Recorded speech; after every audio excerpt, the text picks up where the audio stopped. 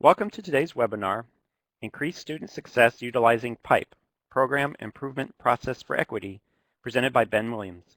My name is Greg Nagy, and I'm the Virtual Learning Community Manager from The Ohio State University who provides technical support for the STEM Equity Pipeline project. Before we start the presentation, I would like to go over some housekeeping items for this webinar. This webinar is scheduled to last roughly 1 hour and is being recorded in order to view this presentation in its entirety later. The recorded webinar will be available in the next few days on the stemequitypipeline.org website. As you have already found out, you'll be watching the presenter present slides through the Adobe Connect interface while listening to them talk over your computer speakers. All the participants' microphones have been automatically muted. You can download slides and other files from the Files pod in the bottom left of your Adobe Connect. Click on the file you want to download, and then click on the Download Files button. This will open the file as a link in a different tab in your browser. The presenter will answer questions after the presentation.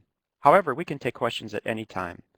This is how we take questions. At any time during the presentation, you may submit a question by typing your question in the chat pod at the bottom of the Adobe Connect window. We will read and respond to those questions at the end of the presentation. I would like to start this webinar by introducing Freda Walker, consultant for the STEM Equity Pipeline project. Freda?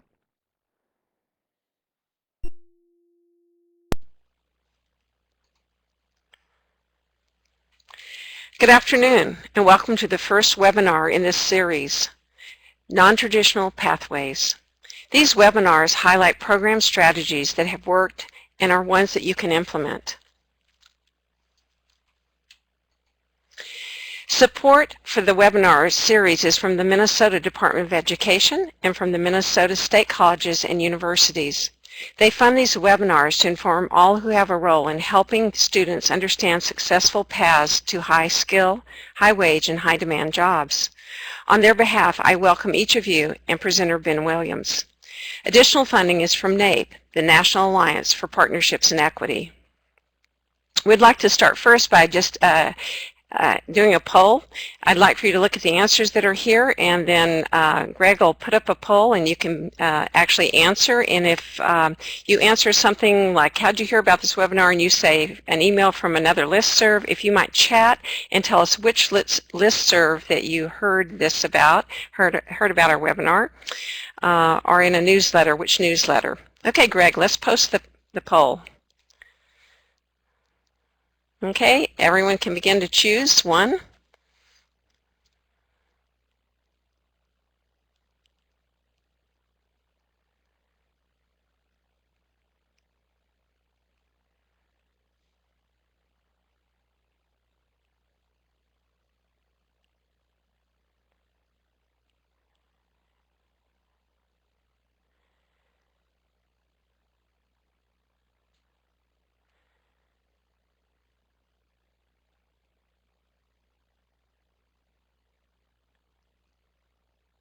Okay, I think that sort of gives us an idea to sort of see where people are learning about our webinar, and I appreciate your input.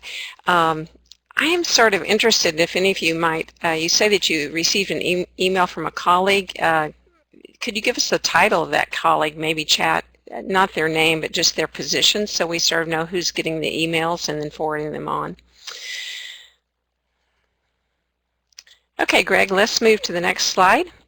I'd like to just share with everyone that these webinars are recorded and they are archived at the stemequitypipeline.org website.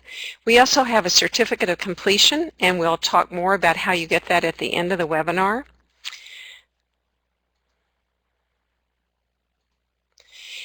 I'd also like for you to look down on the left-hand side where you see files. You're going to see a variety of files that can be downloaded to your computer, and you can download them at any time while the webinar is on. The first one is a resource document, and it has information about this particular webinar. You'll find that it has the speaker's contact information. It has any of the links that the speaker is going to talk about. It also has some sources that tells you when he has quoted sources, those particular sources, if you want to go back and reference them. So be sure and download those. We also, the presenter will be using the other documents that are there, and so you can download those and actually look at them when he's looking at them. Also, you'll see that there is a PDF of the PowerPoint, so if you wanted to look at the PowerPoint again, you can. Right now I can see that people are already chatting in the chat function, and I really appreciate it. So just remember to use the chat function for questions. We're going to take questions at the very end of the presentation. I will ask the questions orally, and then the speaker will answer them. That way they're recorded for the archived webinar. I also will be taking the questions and transferring over to the notes section so you can see that those are there, and then I'll be able to ask them at the end. So let's see if we can get started. I'd like to take one more poll, and that is to ask who is participating in today's webinar. And if you have other, please chat. So Greg, let's post the poll.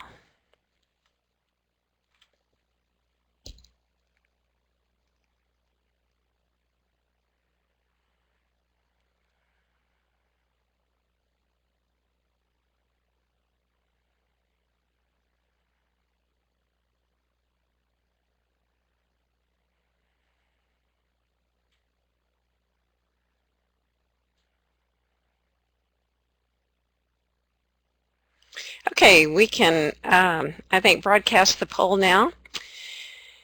We can see that most of the people that are on, or a good number of the people on, are school or college administrators, also counselors and student services staff. We do have a good proportion of state agency staff here, so we appreciate all of you being here, and another group from others, so thank you so much. One more thing I'd like to ask is, we have become aware that sometimes people are not watching the webinar by themselves and they are the only person who registered. So I'd like to run another poll just asking if anyone else is watching with you, and you can see what the answers are there. So let's just go to the poll.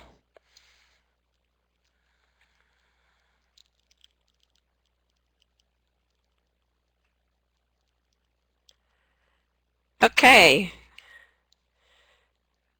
Thank you. This just gives us a little idea. If there's someone else watching, I appreciate it. So let's broadcast it so other people can see. We certainly encourage any of you to have other people come and watch it with you, even if they're not registered. It gives us a better idea of who's on the webinar or how many are on the webinar. Okay, thank you.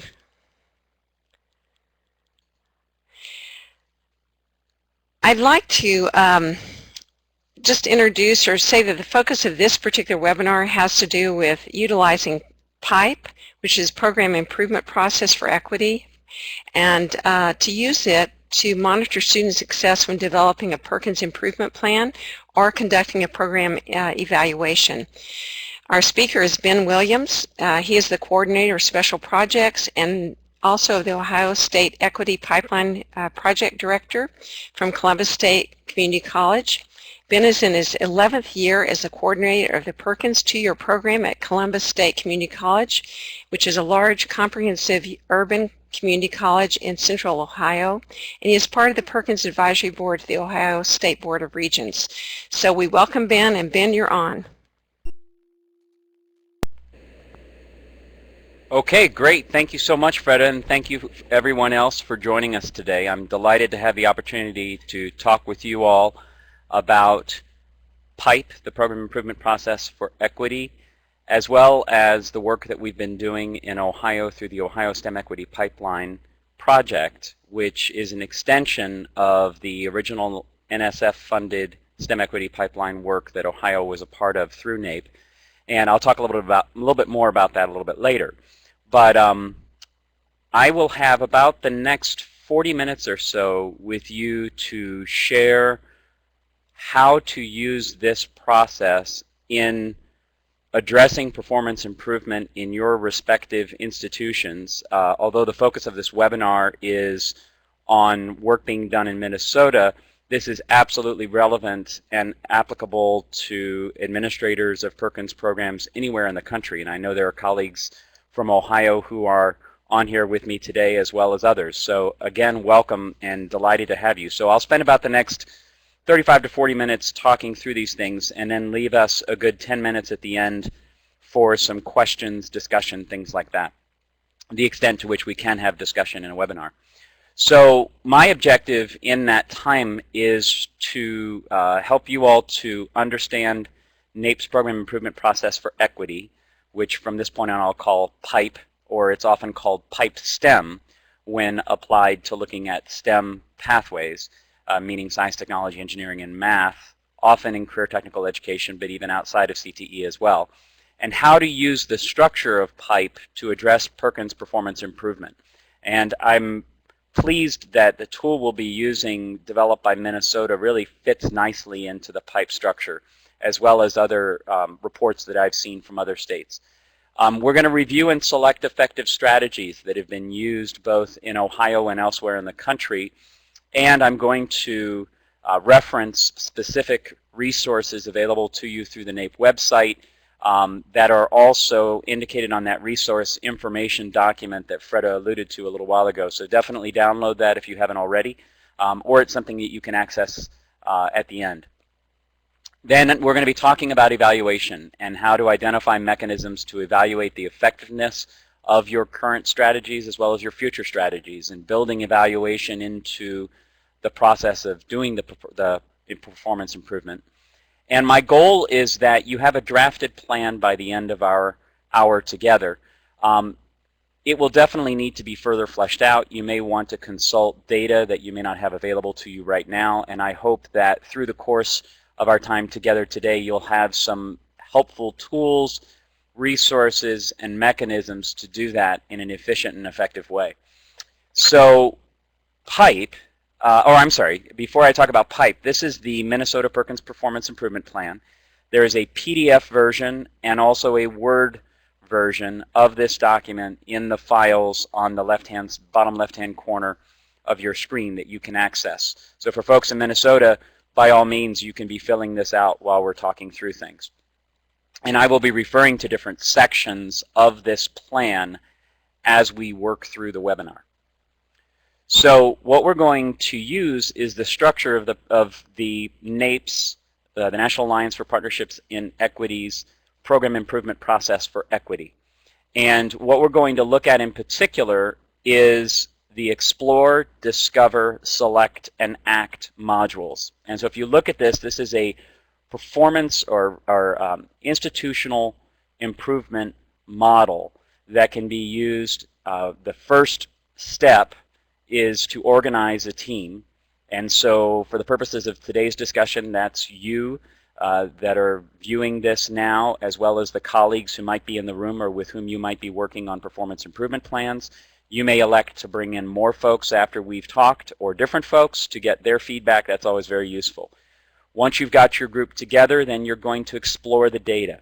And we explore the data, our own local data, through the lens of what we know from national research. So I'm going to be referring to some useful national research that helps to frame our thinking around this. We then move into discovering or looking at the conditions, or what we call root causes, for why certain subgroups of students may not be going into, persisting through, and completing particular programs to the extent that other students are. And in particular, because we're looking at non-traditional participation, non-traditional completion, we're looking at those programs that have fewer than 25% of a particular gender represented in the workforce. Now, with Perkins, that's defined at the state level, but it's very consistent across the country what those programs are. And we'll talk a little bit more about that in a little while. After we've identified those conditions and actually validated whether that's really what's happening in our local area, we then move into the Select module, which is developing strategies that are based on best practices, so using evidence and research-based strategies, and then finally Act, looking at how we evaluate the extent to which those strategies are having the desired effect. And so I will work through this model through the course of our discussion today and use that to frame how you can complete your Minnesota Performance Improvement Plan, Ohio Performance Improvement Plan, whatever state you may be from. And one of the things we can look at when we get to questions and answers at the end is if a plan that may exist doesn't quite fit this format, what do you do? Well, in that case, you can definitely use this as a way to organize your strategies. So to kind of warm us up and to get us thinking about how to educate our key stakeholders about career technical education, career technical pathways, career pathways, I think it's really important to be aware of recent reports that are telling us where the jobs are. And there's a very powerful, useful report that I use almost on a daily basis now that came out in July that's known as Recovery. It's right down here, Recovery, Job Growth and Education Requirements through 2020. If you look on the web, you can just find it under Recovery 2020. And this came out of Georgetown Center for Education and the Workforce, published in 2013. And according to this report, in the next now 7 years, so between 2010 and 2020, there will be 55 million job openings. Now, a really good question to get people to think about is what types of educational credentials, certificates, degrees are required for those jobs? Let me just ask real quick, and you all can just respond through chat. What percentage of those jobs do you think will require a bachelor's degree or higher? Just go ahead and start firing away.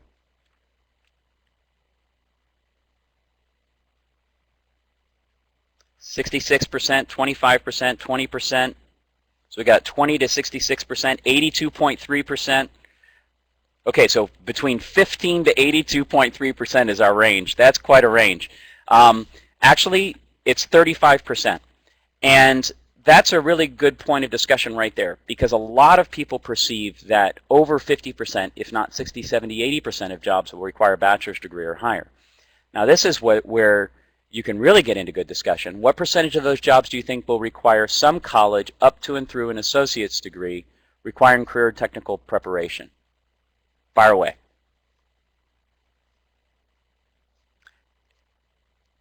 And it's got to be 65% or fewer so that we can fit 100% overall.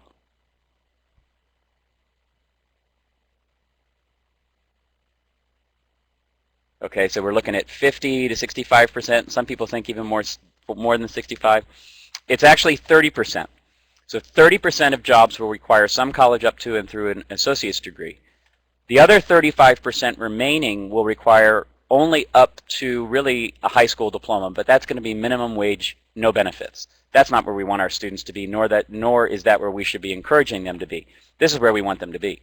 Now, what's interesting is when you look at jobs that are considered middle income, which is on average $35,000 per year, 40% of middle income jobs fall within that category of certificates and up to and through associate's degrees.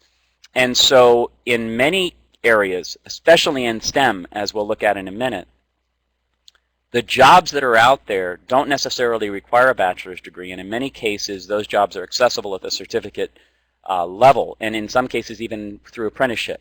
And so what's interesting with this Recovery 2020 report is that they report that we are going to be 5 million workers short if we continue to move students through our pipeline at the same rate that we are now, which of course is not going to work. Now, the ways that people can access those jobs are through, as I said, certificates, but also employer-based training, industry-based certifications, apprenticeships, and associate's degrees. And this is really nicely laid out also in Georgetown's report called Career and Technical Education, 5 Ways That Pay Along the Way to the BA.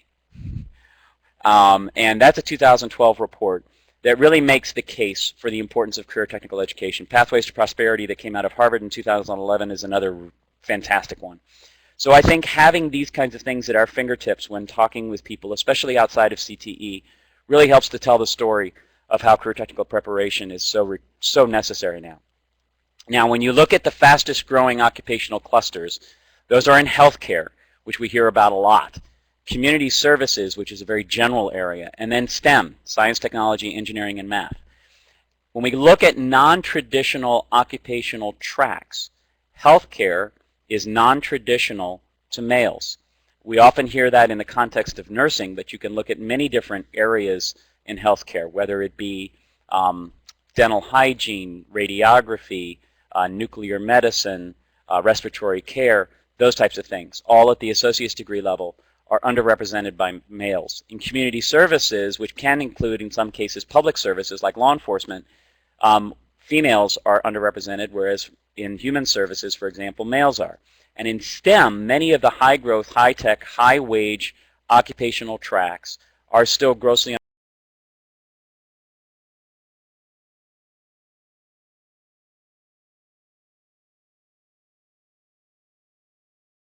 tracks. And when we combine STEM in looking at health, for some reason that slide no longer is populated with these different programs.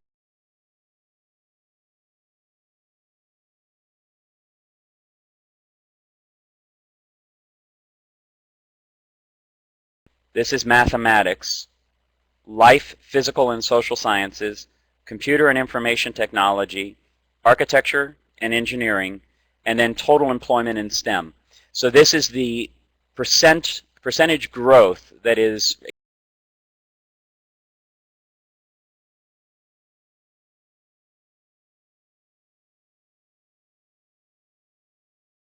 fall 2012 indicates that in many areas of STEM, people at an associate's degree level, for example, are earning more than bachelor's degree level people outside of STEM.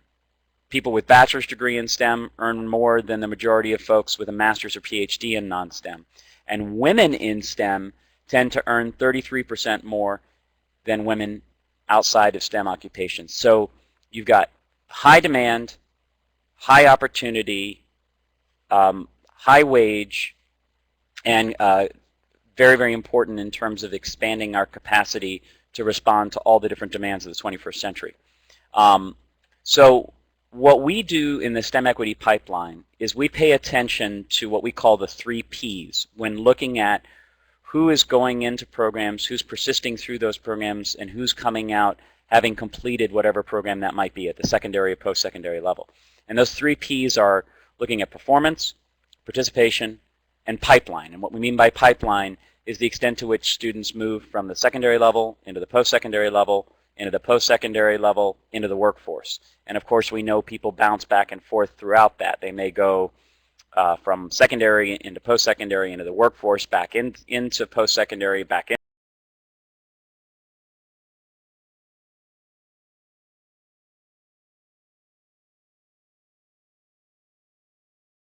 Attention to that.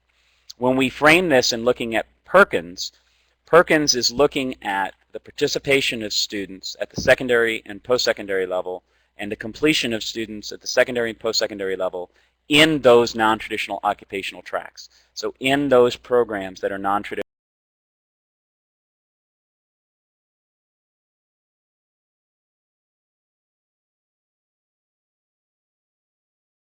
Multiple aspects of identity. Who is participating in these programs, who is not. And so what we do is we look at trends in data. And again, for some reason, this, that's too bad.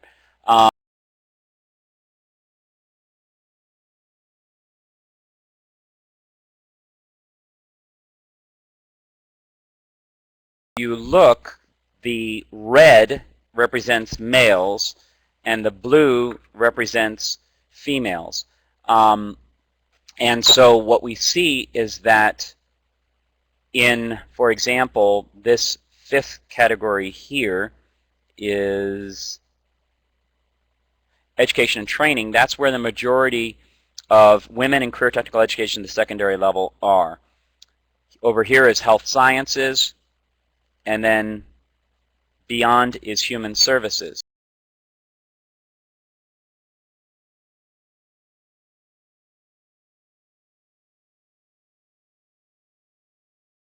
This is architecture and construction, which is number 2. I just realized you can't see my mouse, so I apologize. Let's see. There we go. I can use this. So this here is architecture and construction, for example.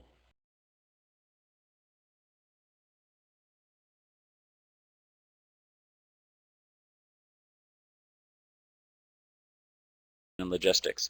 So we're talking fewer than 10% of the students who are participating in transportation, distribution, and logistics at the secondary level are female. When we look at post-secondary, the trend is even more dramatic.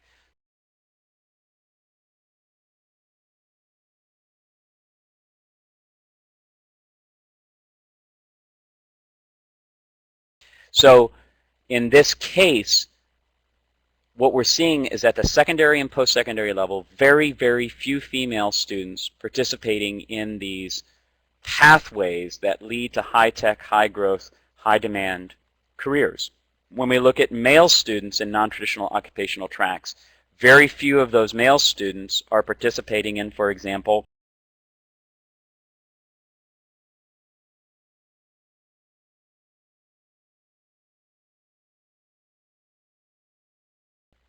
over is government and public administration, health sciences, and then human services. And those are occupations that are non-traditional for male, and actually those males who go into those occupations have very, very high levels of satisfaction in their career choice because they found the right fit. But a lot of male students are not finding those programs earlier on, whether it be at the second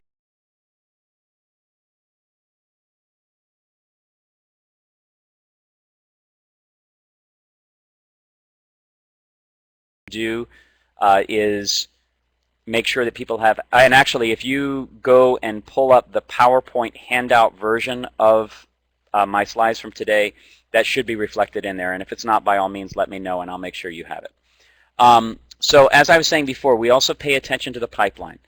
Are students moving to and up through the pipeline, and where are they possibly falling out of that pipeline? And what we know is it's at the key transitions. So it might be orientation to STEM, if we're looking at STEM, between 8th grade and 12th grade, whether that translates then to getting a degree and then ultimately entering into the job market. So we look at the leaks.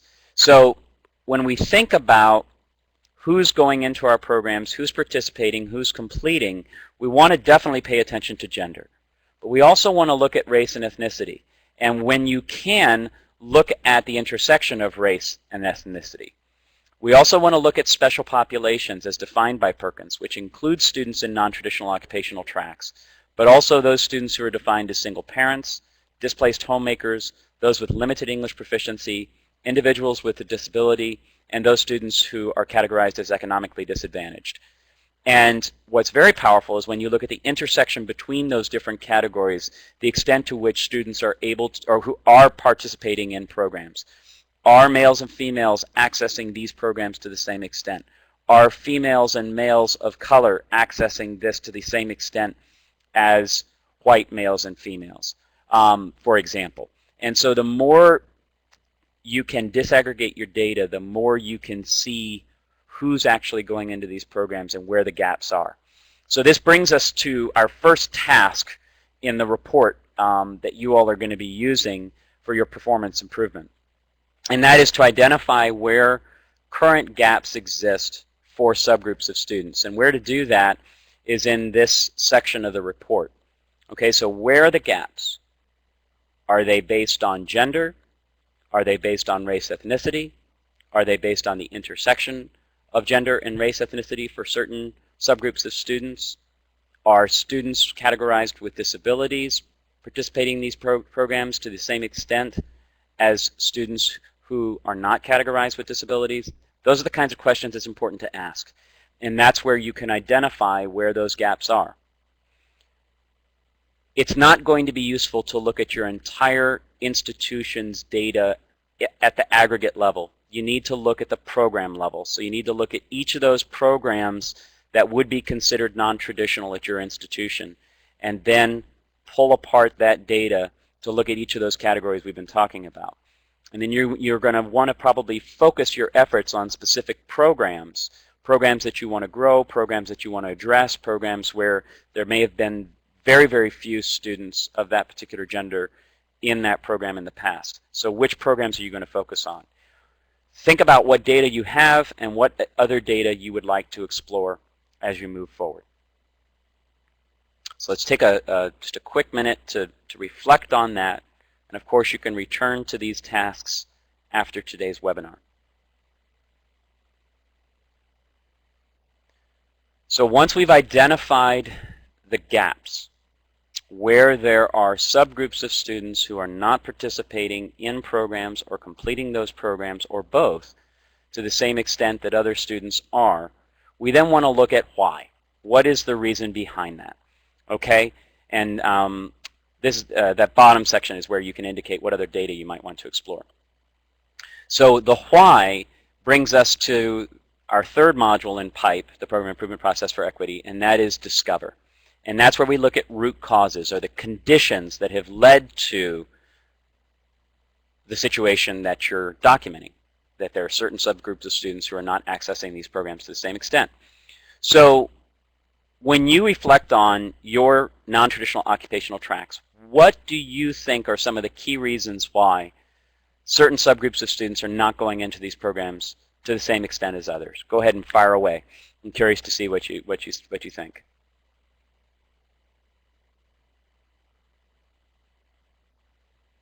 Family, okay, yes, absolutely. Family perceptions, not having exposure, absolutely, yes, especially in terms of career awareness, career planning, intimidated, sure.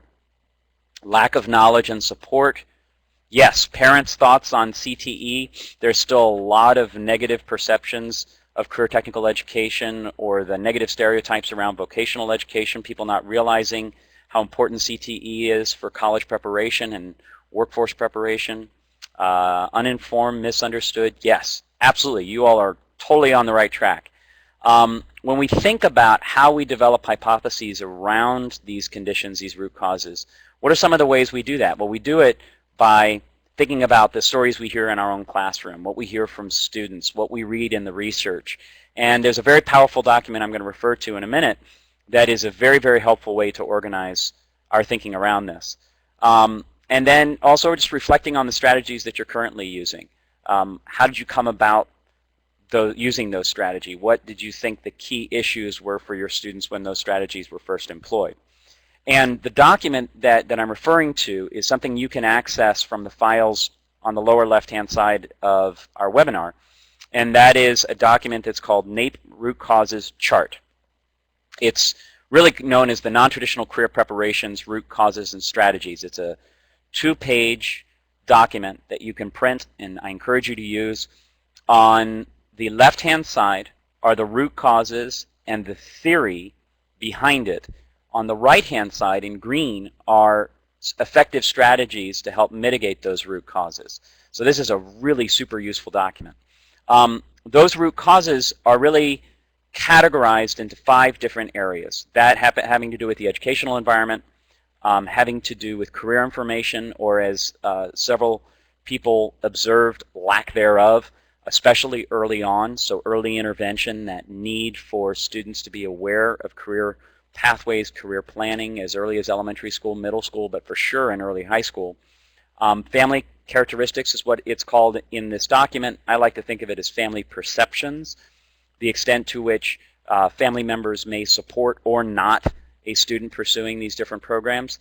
Individual factors, which can, so someone mentioned students being intimidated. So that's where things like stereotype threat, challenges to self-efficacy because of being so underrepresented in the classroom in the past, all sorts of different areas that may affect an individual and the extent to which that person may persist in that program. And then also societal issues, which include things like role models, mentors, negative and positive portrayals of these different career pathways in the media, for example.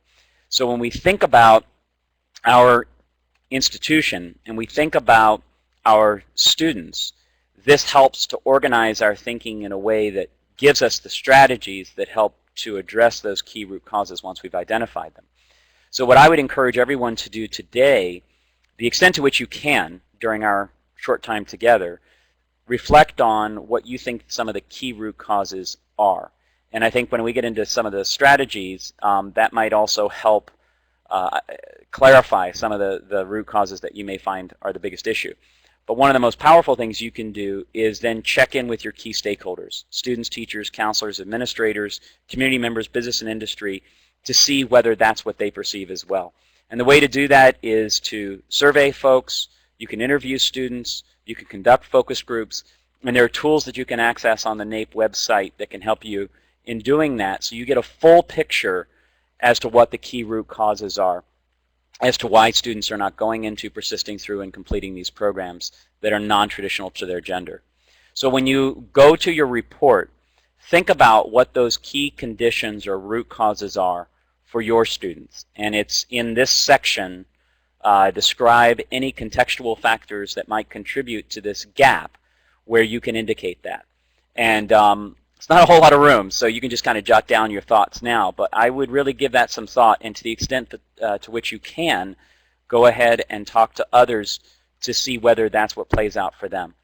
And then think about how and when your team could validate those hypotheses. Often we do that in a convenient way. Is there an upcoming stakeholders meeting, for example? Is there a parent-teacher night coming up where you could survey parents? Think creatively about ways that you might be able to collect that data to help in doing action research.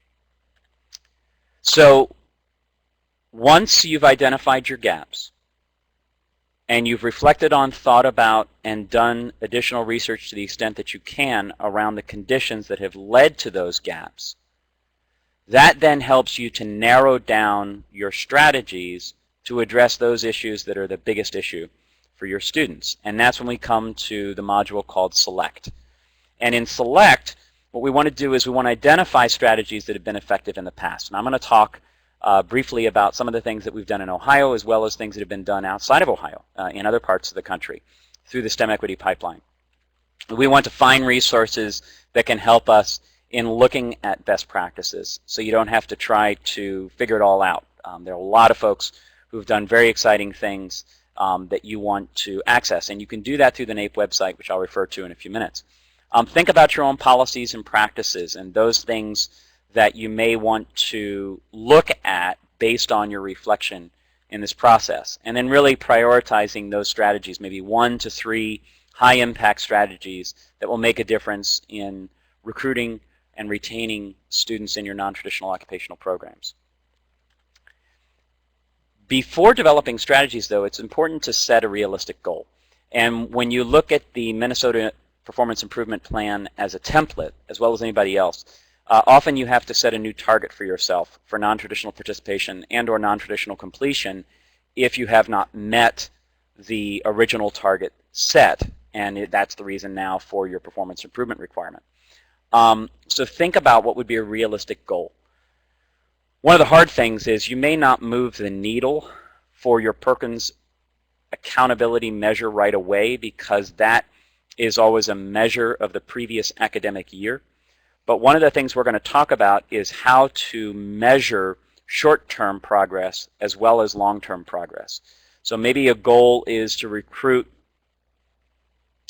2 more female students into a skilled trades program that has only had 1 or 2 female students in the past several years each year. So you're saying we want to try to have 50 to 100% more students, but that's really 1 to 2 more students. And then your strategies are going to be geared towards helping you to address that goal. It can be a broad statement, but it's a main single kind of focus. This is what we want to try to do.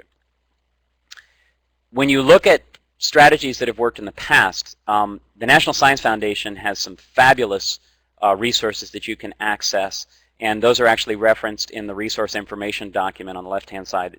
And the Nape website has a wealth of information that you can access when you look at the root causes and strategies section. I want to talk briefly about what we've been doing in Ohio. So I first became involved in the Ohio STEM Equity Pipeline because of my work as Perkins coordinator at Columbus State Community College. And as Freda said, I'm in my 11th year of doing that work now. And in the past, we would get reports from Ohio Board of Regents that really were our aggregate number. And thankfully, we were meeting our requirements when it came to non-traditional participation, non-traditional completion. However, I and others didn't really know who that was made up of. And so a few years ago, about 3 or 4 years ago, Board of Regents started presenting to us data that was disaggregated.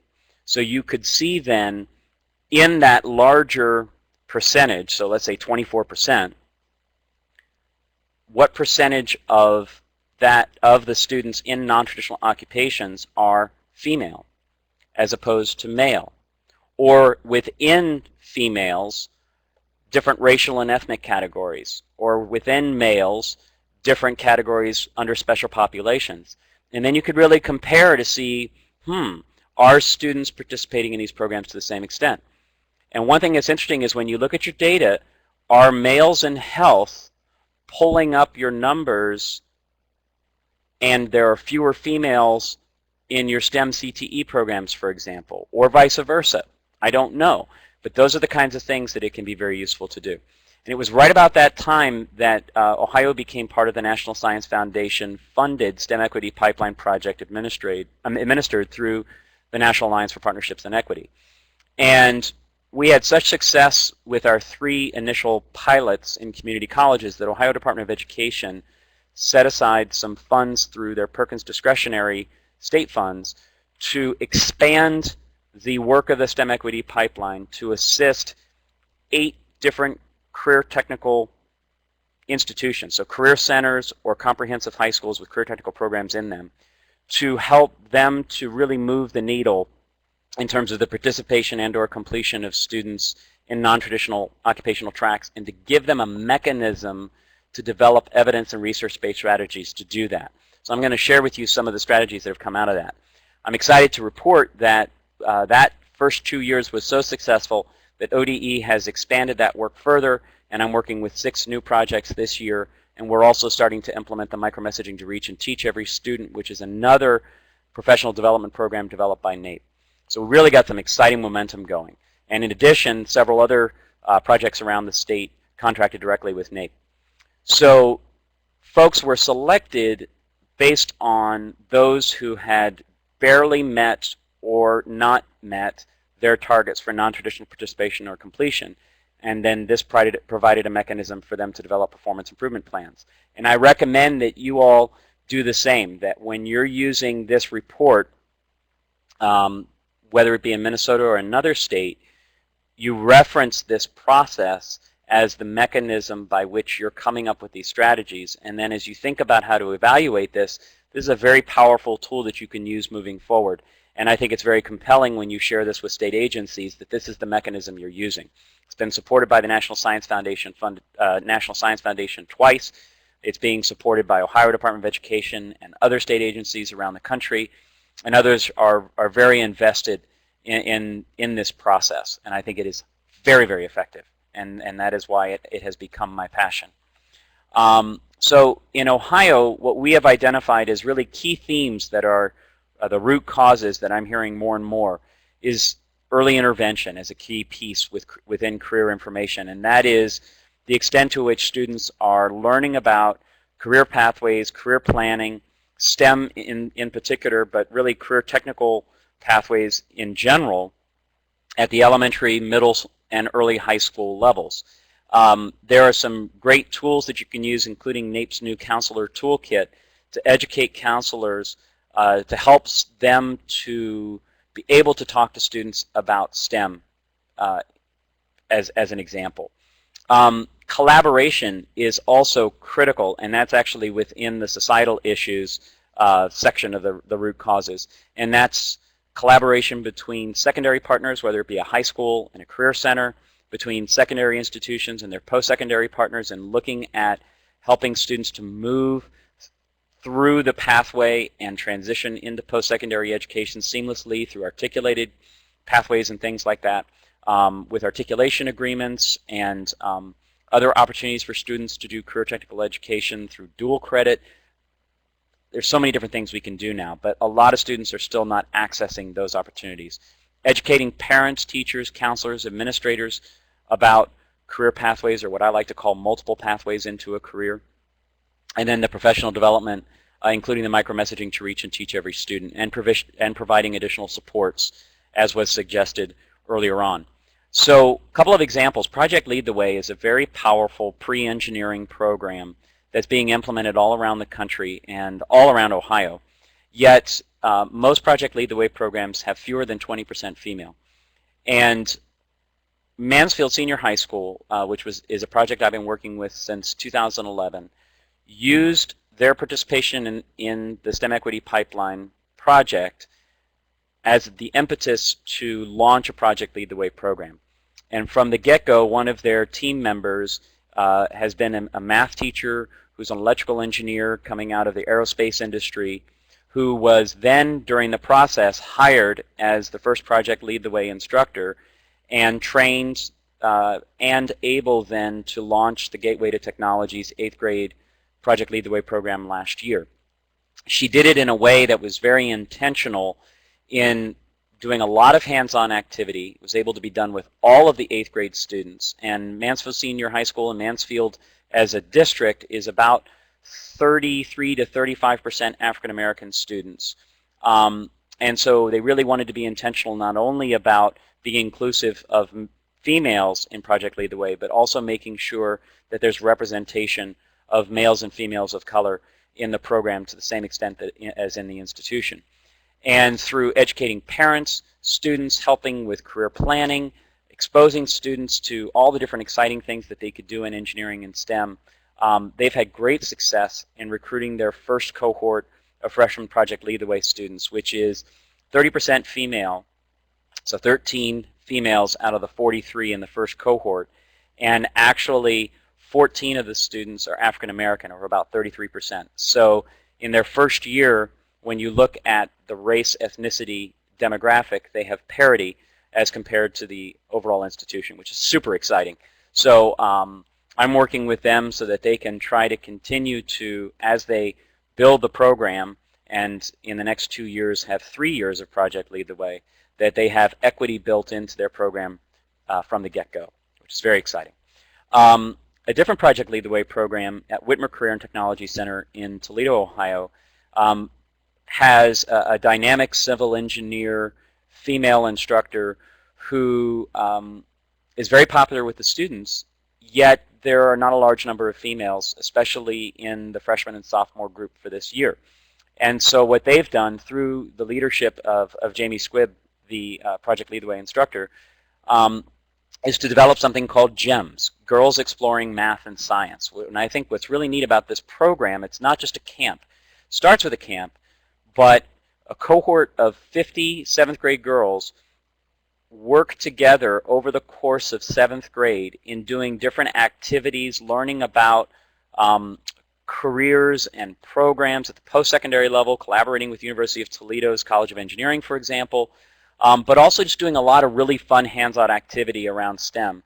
And then the plan is for them to do additional work going into their 8th grade year and throughout their 8th grade year, with the focus on moving many of those students into Project Lead the Way freshman year. So getting them turned on in 7th grade, giving them supports and tools as they move from 7th through 8th, and then use that as a way to recruit them into the 9th grade Project Lead the Way program.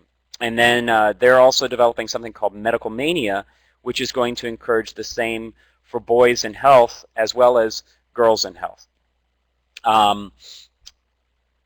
So those are a couple of examples. Also at Maplewood Career Center in Ravenna, Ohio, in a very short period of time, they doubled the female enrollment in their IT, CAD, and electronics program, and went from 1 to 2 females in their welding program each year to 5 last year. And it was staggering and very exciting, and that was attributed to professional development that was done with counselors in their community to help those counselors to better understand the opportunities and those career pathways for their students. Wow. You know, I mean, that's something we can all do, and it had great effect. Some other examples elsewhere in the country, post-secondary examples in this case, was someone who participated in a STEM Equity Pipeline workshop who was running an automotive program, hired a female teacher, a teacher's aide, for the auto technology program, who was experienced, incredibly capable, and excited and passionate about the work. And in a very short period of time, they increased the number of women in their program from 4 to 15. Similarly, in an aviation program, they grew from 0 to 7.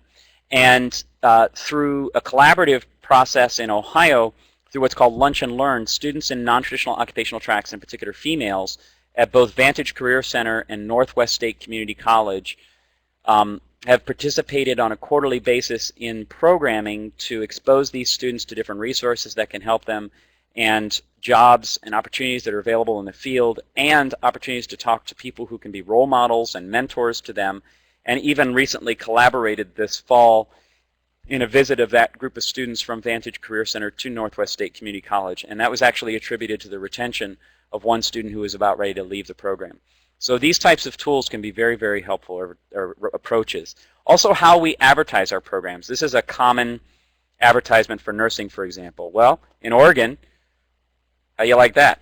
Are you man enough to be a nurse? So it might be more appealing to many male students and starts to break apart disturb some of the stereotypes we might have. This is a great one. Mr. Goodwrench isn't always a Mr. This was put on by Goodwrench. And then Mott Community College in Flint, Michigan has some really neat brochures that they've developed, reasons women should consider careers in technology. And on the back of it, actually you can't see, but on this second area here, there's information about salaries, hourly wages coming out of these programs. Their students are highlighted in publications, and then even on a Facebook page. So you can use all sorts of different media to promote your programs.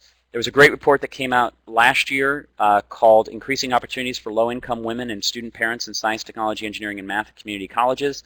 And they recommend really actively recruiting women and student parents into STEM CTE in community colleges. Active recruitment is, I think, the key, because the status quo, as we see, is not changing who's going into these programs. And so if we're actively recruiting those students who would not have otherwise found their way to these programs, that's where I think we can really move the needle. And they make some other recommendations as well that you can see. One of the keys is for students to have role models where they see themselves mirrored in that individual. And so I talked about that before, but that's one of the strongest evidence in the research. And then really helping students to move through the pipeline. So looking at stackable certificates, recognizing credentials that are completed, and encouraging students to move farther along in the pipeline and then into the workforce at different points along the way. So when you're thinking about strategies, a SWOT analysis can be very useful. Look at the strengths, weaknesses, opportunities. Can you leverage these strategies into higher yields when you look at other things that are going on at your institution, as well as possible threats? And so when you look at your report, think about 1 to 3 high-impact strategies you might employ in the next year to address those key root causes that you've identified today. And then think about the tools that you might access to do that. I've talked about the root causes document. I've talked about some of the websites, but what are some other things you might do after today's session? And as you can see, that's right here under the action steps. And then the resources is the second column there. The final step of PIPE, and then I want to make sure we have a few minutes for Q&A, is what we call the ACT module. And that is when we look at how we're going to evaluate the strategies that are employed. So looking at formative and summative evaluation, or process and outcome evaluations, thinking about using what we call SMART objectives, those objectives that are specific, measurable, achievable, realistic, and time-sensitive or time-bound. Evaluation planning for the future as you're moving forward, and really developing an implementation plan that can help you as a tool as you're working through the process. So when you think about formative evaluation, you're thinking about process measures. So how well was a program implemented? And that's something I think we do a lot more of in terms of looking at satisfaction surveys, looking at the degree to which we might have gotten RSVPs based on the people who were invited to a program. But it's also important to look at outcomes and look at basically, are we getting the desired results, both short-term and long-term? So when we think about process, we think about outcomes, we want to be smart about it. So when we use objectives that are specific, measurable, achievable, relevant, and time-limited, we can really better measure whether things are having the desired effect. If we want to increase awareness of students around STEM CTE, for example, if that's your goal, it's going to be hard to achieve. What are you trying to achieve? Do you want to see, are you using a Likert scale, do you want to see an increase of 1 point of understanding when you're looking at awareness around STEM or CTE? So in that case, that would be something that would be more specific, and there are many other examples that you could think about. When we think of process measures, these are common measures used. So attendance, response rate, satisfaction, accomplishing your tasks on time, and the quality of the program. When you're thinking about outcome measures, short term, you might look at increases in awareness, knowledge, changes in attitude, changes in behavior. You can do that by doing a pre-test, post-test of awareness or knowledge before and after an activity, and that's been used to great effect throughout the STEM equity pipeline work, and there are great examples of tools on the Nape website. And longer term then is looking at the degree to which students are enrolling in, say, upper level courses, higher level courses, moving into particular programs, and definitely transitioning on to higher levels. And then graduation, of course, is key. So when you think about what your next steps are in moving forward, in looking at your plan, what kinds of activities need to be accomplished in order to implement your strategies? And this is where you can list this out in this section here.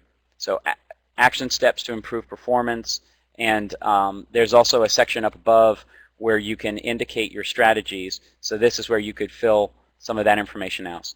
Who else needs to be consulted? Who else do you need to touch base with as you move forward? And then who is going to accomplish the key tasks? Who is going to be the person responsible? And as you can see, that's here in the final column. And then when will you and others meet to continue the work that's been started today and that you're going to be fleshing out moving forward? I think for the purposes of doing this report, I would imagine your state agency wants to see you go through a thoughtful process of identifying the gaps, the conditions, your strategies, and your initial mechanisms for evaluation. But then once you have that written, you can provide that to them and then continue to use that document to inform the process moving forward as you implement your plan. And then if you're asked to send updates, you can send updates referring to the progress that's been made. So, Freda, I think we've got about 5 to 10 minutes for Q&A. Is that right? That is correct. I just want you to know you've done an excellent job of presenting, and we don't have any Q&As. We don't have anyone that's presented a question yet. We do have one comment. So you can see that comment in the notes section if you wanted to make comment about that particular one. Oh, okay. A school in Illinois has full enrollment in all girls Project Lead the Way classes. Think this might help build confidence. So is this an all-female cohort Project Lead the Way? Yes, he's typing correct. in now. Yeah. Oh, I see. I'm sorry. Not a cohort. Oh, okay. It's not a cohort, just a class. But I indicated that that in research it does show that when there are students that are similar to yourself, and particularly in gender, then there is more confidence in students participating and being retained and completing the program. And you'll find that in the root causes document. Yes, and Project Lead the Way, I'm glad to hear that there's been great success in Illinois. We've also had great success in Central Ohio at Hilliard-Davidson High School through work with the Women in Engineering program at Ohio State University. They have a highly successful female cohort in their Project Lead the Way program. And they also are involved in things like robotics challenges and other activities. So that cohort-based approach can be very powerful, or if not a cohort, definitely providing ways for students to come together where they're not in such the minority is a very powerful strategy. Other questions, thoughts? Well, do you know the name of the school in Illinois? I guess maybe Michael can type that in. Mm-hmm. Yeah. And I think some other people are typing. So. Okay, good. Well, we covered a lot of ground in a short period of time, so I'm Okay, how do you get administrators and teachers to buy into the fact that non-traditional students need to be specifically addressed? Great question. Yes. And I think the key there is you can make the argument, I think, in 3 different ways. So let's look at female students in career technical education as an example, but you can make the case also for males in career technical education. But I'm thinking in particular because when you look at STEM, and there were some slides that I didn't share with you today just because we didn't have as much time, but when you look at STEM career technical education and you look at where the jobs are, in those fields, in engineering, manufacturing, information technology, I talked about transportation, distribution, and logistics, you have such a gross underrepresentation of females, yet there is such a high demand for high-skilled people in those fields. And in my region right now, there are jobs going unfilled because people don't have the skills. What's required for us to be able to be responsive to the demands of the 21st century is to have innovation. And diversity brings innovation. And the other thing is, if we're not pulling people into the pipeline to enter into these fields, then they're missing out on those opportunities, but we're also missing out on those opportunities for economic development and then for innovation. So that would be an argument from the economic development innovation standpoint. Now, you can also make the very strong argument that it's in those career fields where people can have family-sustaining wages, where they can be independent. That report that came out on opportunities for single parents and low-income women in community colleges, the focus is that STEM occupations, where women tend to earn 33% more than women in non-STEM occupations, yet they're so grossly underrepresented, are not being accessed by low-income students who would have the ability to have family-sustaining wages moving forward that could transform their lives, the lives of their communities, the lives of their children. So I think you can make the case from an economic development standpoint, from an innovation standpoint, from it's the right thing to do standpoint. The other thing is, when you look at strategies, those strategies that increase access for females into STEM CTE have an equally beneficial effect on males. It's not a zero-sum game. It's not where you're doing one thing for one subgroup of students that's going to have a negative effect on another subgroup of students. So I'm working with a project right now where they want to build their programs. One of the most effective ways to build their programs is to increase the number of students who are non-traditional in those occupational tracks by attracting students who would not have otherwise found their way to those programs, being intentional in recruiting those students moving forward. Van, we have 1 or 2 more people still typing. So, they're saying great and thanks. And oh, you're very welcome. That was a great question. They have one. Do you think that using industry professionals, okay, so do you think that using industry professionals as well as older students for role models is a good idea? Absolutely. All of the above.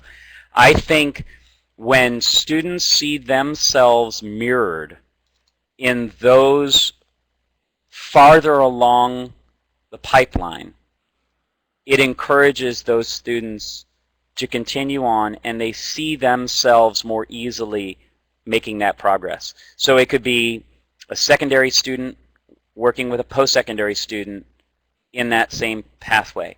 It could be the secondary and post-secondary student working with somebody in the workforce who recently entered the workforce, working with somebody who's been in the workforce for a long period of time. And you know, when we're looking at non-traditional participation, non-traditional completion, we're looking at gender. But we need to think more complexly than that. We want students to see themselves mirrored in the ways that they identify. So what aspect of that student's identity is salient? And in many cases, it can be gender. So it's important for those students to see themselves mirrored. If it's very important, you know, if a student identifies very strongly as a student of color and as a female of color, for example, being able to also see herself reflected in those who've been successful in that profession is incredibly important. Okay, Ben, you have Are there any question? Title IX issues involved in an all-fail? Yeah, that's a great question. To be honest, I don't know how folks have navigated that process because Title IX does not allow for a program to be gender segregated. I think what Hilliard-Davidson High School has done here in Ohio is they have multiple Project Lead the Way classes offering the same content, and one of those class sections is an all-female section. So if there's underrepresented population, I know in athletics that there are ways that Title IX does allow that. Okay, so we probably need to look into that. But I think that's a great question, and it's the kind of thing that I would encourage folks who might be considering that to talk with others to think about. I'm also happy to be a resource if anybody wants to connect with the folks at Hilliard-Davidson. Shauna Fletcher, who's the interim director of the Women in Engineering program at OSU, with whom I've been working with the STEM Equity Pipeline for the last couple of years, has been instrumental in that work. And I know she would be, I don't want to volunteer her, but I think she'd be happy to share with folks some of the resources that they may have accessed in doing this. Okay, we've got one person typing, and maybe they have an answer for us there. I just want to say while they're typing, I'm going to sort of move forward and just say thank you so much, Ben. I feel like that we really learned how to use PIPE to improve the Perkins Improvement Plan and to utilize strategies to improve retention and completion in career and technical education programs. So, okay, here's another question, and then we're going to move on. Has Nape targeted industry personnel, potential bosses, to attend micromessaging seminars? Well, maybe I can answer this to the extent I can, and then if there's anything else you want to share, Freda, by all means. As I understand it, the micromessaging workshops and training that has occurred so far has really been focused on STEM instructors, whether it be in a community college setting, in a secondary setting, or it's actually been recently piloted also in a middle school setting. It can be STEM CTE, so STEM career technical educators, or it could be STEM, your more traditional general education type disciplines, physics, biology, chemistry, etc. Now, what's interesting is the micromessaging, some of the research that's come out of the literature in micromessaging has come out of the business literature. And in fact, the micromessaging book that has helped to inform some of that curriculum comes out of the business world. So some folks in business are already familiar with some of these concepts, but it's very powerful to think about how people experience a classroom or a work setting when we think about the messages that they receive that either affirm them being there or may discourage them from being there in ways that are so subtle that folks may not be aware of. And the micromessaging curriculum is very powerful, and there's some great stuff on the Nape website, and I encourage people to look at that more closely as well. Okay, I'm going to just move on because we're a little bit over the hour. I would like to, Ben's information and Nape information is in the resource information document. We've done questions. I have thanked Ben. I also want to thank the Minnesota Department of Education and Minnesota State Colleges and Universities, Nape, and the National Science Foundation. I would like to encourage you to join our virtual learning community and view the archive webinars at the STEMequitypipeline.org website. Also, we run a Professional Development Institute April 7th through the 11th in Arlington, Virginia. You can register on the Nape website. I just want to thank all of you for participating, and we've got a good number of people who stayed on the entire time, so we appreciate you joining us and look forward to you participating in the future webinars for the Minnesota series. I also would like to encourage you to complete the evaluation survey, and in that evaluation survey, if you complete the page 2 of it, then it will help you get a certificate of completion if you need that for professional development units. And Greg, I think you're on next to, oh, wait a minute, I see all these things saying thank you very much, and just wonderful information. I agree. Okay, Greg, can you come on and pop up an evaluation form for him and do the ending? Yep. Okay. So thank you all for joining us today. Remember, this webinar is available on the STEMequitypipeline.org website on the home page, and it's also under the Professional Development heading and then under STEM Equity Pipeline Archived Webinars, and I'll have it up there in the next day or two. For the live webinar, I've put up a short survey in a tab in your web browser. Please complete this for us now. You'll also be sent an email with this link to the survey in case you don't have time to fill it out now. And if you're watching this as an archived webinar, please refer back to your registration email with the link to the survey. So thank you all, and this is the end of the webinar.